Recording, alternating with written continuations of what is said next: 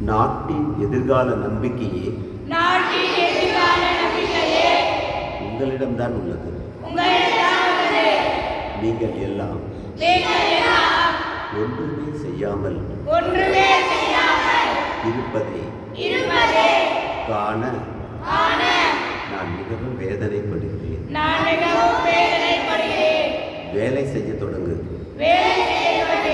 வேலை செய்ய தொடங்கு. தாமதிக்காதே. பின்னால் பார்த்துக் கொள்ளலாம் என்று சோம்பேறியாக உட்கார்ந்திராதே. அதனால் ஒன்றுமே நடக்காது.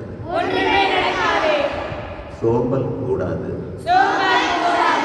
பொறாமை, அகங்காரம் ஆகியவற்றை ஒரே அடியாக கங்கையில் எறிந்துவிடு.